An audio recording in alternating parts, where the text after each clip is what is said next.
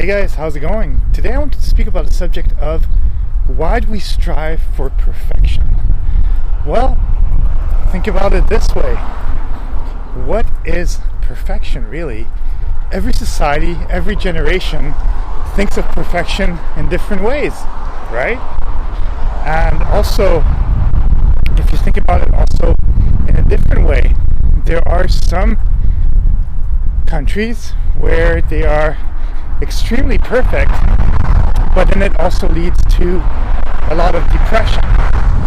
At least for me, let's say in the general term of a perfect life, if we're talking about perfection in life, would be like drawing a perfect circle or drawing a perfect square. There are no imperfections in it. But why is that supposed to be perfect? Why is not an oval circle or a circle that has a small dent also perfect? It's because I think as human beings we have a logic.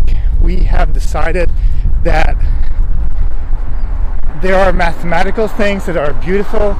We have pairs and stuff like that in numbers and pair numbers and all that. And for some reason, we like things to be homogeneous. If things are not homogeneous, then we call them imperfect. Same as, for example, the study of beauty, where they talk about how the face is divided into three parts, and if it's homogeneous and you have a center in your nose and then your eyes are at equal distance and all that, then everything is comparatively perfect, and we look at it as homogeneously perfect and a sign of actual health. And I think maybe it does stem from that, because as human beings, biologically, we have this thing that's innate in our body that we have this basically we need to carry on our chemistry in future generations. And in order to choose our mates and stuff like that, we look at traits that are perfect in a way, which means 2 hands, 10 fingers, a face that is homogeneous, proportions of the body and stuff like that, because when they are homogeneous, then it means health. But at the same time, okay, it works on a chemistry level and reproductive level, but what if it just gets a little too much within our society, and then it just stresses us? And on top of that, it is combined with whatever values are set by our ancestors, such as what is a perfect family? 2.4 children, husband, wife, 2 children, a house, maybe a dog. That's the ideal, what we see on TV, what we have come to understand from our previous generations. But things change. So in the past, people used to get married very, very young. Now as time is going by and people are more focused on their career and there's more equality between the sexes, even though we're still not there 100%, we get to a point where basically what was normal at that time, what was perfect at that time, is not perfect now.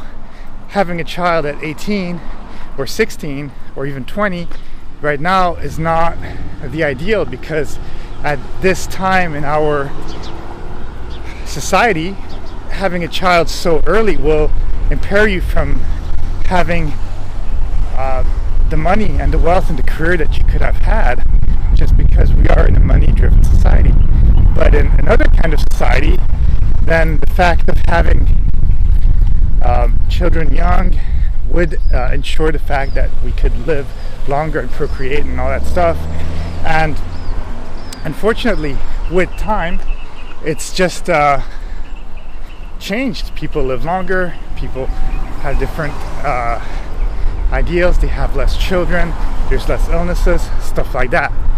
But let's go back to societies that put peer pressure on being perfect.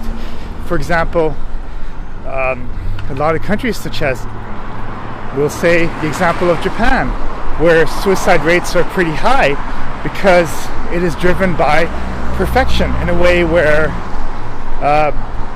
basically people need to find their 9-to-5 job, they need to have really good scores, they need to be the perfect employee, they need to go well above and beyond anything in order to just be good. The streets need to be clean, all that stuff, and it's great stuff. But at the same time, as human beings, sometimes it's difficult to live our whole life like this. And if you are lucky and you're able to fit within that circle, because everything, all your stars in the sky have lined up where you're able to do that, then you might be happy. But at the same time, even if you tried like really hard, maybe something just didn't click in your brain, or it just didn't work out that way, then basically it brings misery and it's failure within that society. But it goes also within American society and other societies, just maybe with less of that pressure in a way, of that perfection. But at the same time, we still need to fit within a certain type of acceptable circle within that society. Otherwise, we are outcasts and we are thinking very different. But the problem is that we are human beings. We are in some way, we all have our own brain, and we are in some way out of control. And a lot of things are out of control from us, really. We can't really know what's going to happen. We think and live sometimes as if we are invincible and that we're going to live forever. But then what happens is that you could get sick, or some sort of circumstance happens and everything is changed in your world, and whatever trajectory you were in, even if you're trying your best to be perfect, changes, and it might take more time, or it might never happen, because there's just so many things that are factored in. Could be looks, could be money, could be state of life, could be luck, could be so many things, and also of course a lot of hard work.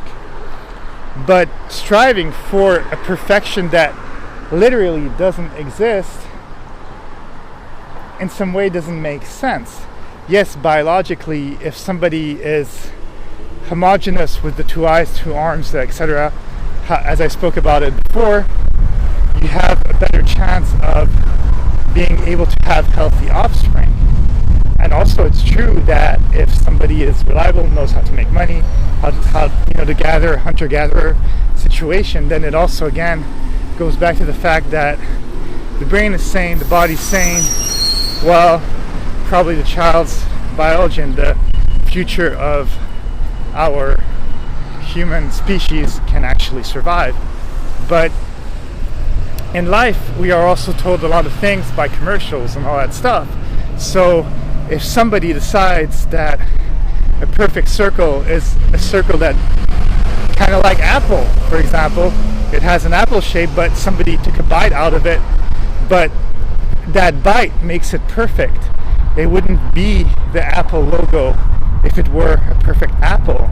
So I think that we need to think differently in some way and accept that bite, so that the circle doesn't always have to be perfect, and not always think what the previous generations told to us, because maybe what worked in the past, or maybe what works for them even now, because they got to that point, might not work in an ever-evolving society, because circles turn into ovals, turn into squares, turn into triangles, hexagons, and all different shapes. So just think for yourself. Don't put all that pressure on you. Just be the best person you can be at that moment, and don't compare yourself to other people, because it's just different. Nobody can know the future. Okay, have a great day, and I'll talk to you soon.